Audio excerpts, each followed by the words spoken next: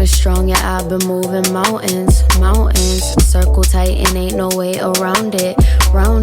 Other shorties mad. One thing I want to bring up with having faith in your walk with God, another great example here, and this has to do with like fear and belief, because we can have faith but at the same time still fear. So I want to also speak a little bit on that as well. So just in Luke chapter 8, when Jairus was pleading for Jesus to come to his house because his 12-year-old daughter was dying, he was actually going to help Jairus. And then that's when the lady who was bleeding nonstop, she had like a condition where she was just constantly bleeding, and she had touched his cloak and it healed her, and all of that happened. If you want to read more about this, you have to go to Luke chapter 8 and read the full chapter. In the process of him, the woman touching his cloak and being healed, this took a little bit of time, and at the same time Jairus is like asking him, my 12-year-old daughter is dying, so a lot of commotions going on. Let's go ahead and go to verse 49. While Jesus was still speaking, someone came from the house of Jairus, the synagogue leader. Your daughter is dead, he said. Don't bother the teacher anymore, the teacher being Jesus. Verse 50, hearing this, Jesus said to Jairus, don't be afraid, just believe and she will be healed.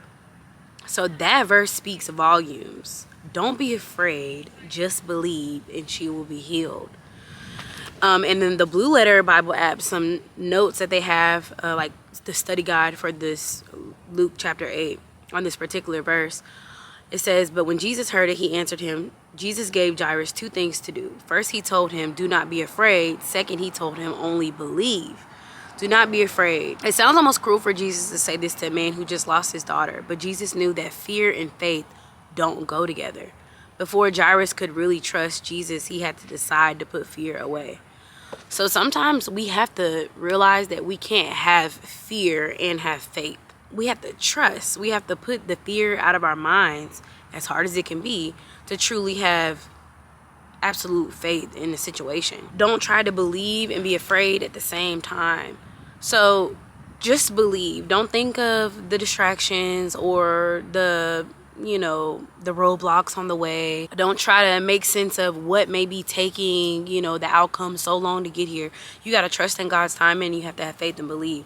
That saying, everything happens for a reason. I really do try to live by that saying, because I truly believe things do happen for a reason. There's a delay in the journey for a reason. There's the delay before you get to the promised land for a reason, because God's trying to show us something. He's trying to kill off our disbelief. He's trying to also grow us and mold us and make us strong enough to be able to receive whatever it is that we are trying to walk into. Because sometimes, like, we might think, and I've talked about this numerous of times, we might think we're ready for the blessing or ready for whatever it is that we are, praying for or asking for. But there's a reason we haven't received it yet. There's still some boxes that are not checked off yet that God believes that need to be checked off before we can fully receive this and be ready to receive it. Because you can definitely receive something and not know how to, use it once you get it. Not know what to do with it once you get it. Like, our human fleshly body will have us feeling like, oh, we need this, and we know what to do with it. But spiritually, when we get it, spiritually, we have no idea what to do with it. So God sometimes doesn't give us stuff because he knows we're not ready for it yet. He doesn't trust us with that thing yet, or whatever it is, that we're trying to acquire.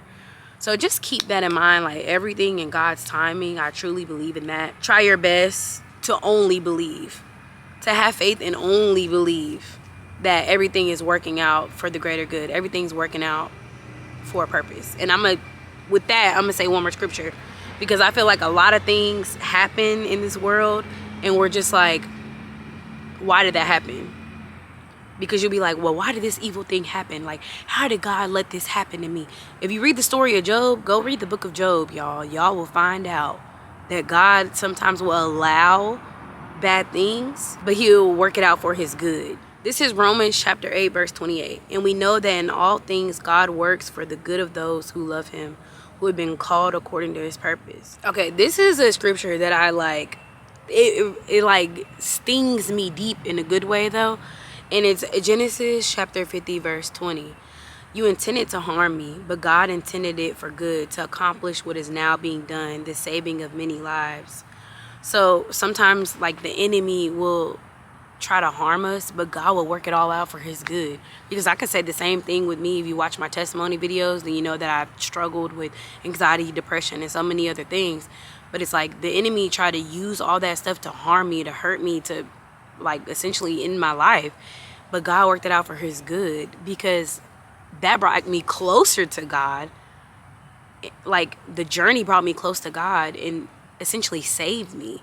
And with saving me, God saving me, I can then tell my testimony, which I have. Check it out, like my first few videos on here in this mental health playlist. I now use that testimony, and for literally, it's just crazy how the scripture literally plays out like in real life. Like this is real. So anybody who just doesn't believe the Bible, I'm like, so how is this stuff? This is in Genesis, the very beginning of the book of the Bible.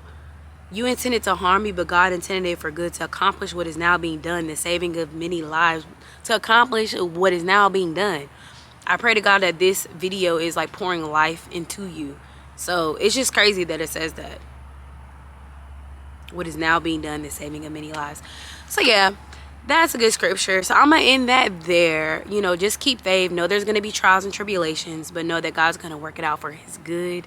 Everything happens for a reason. Trust in God. It's all in God's timing. Make sure y'all like, comment, and subscribe.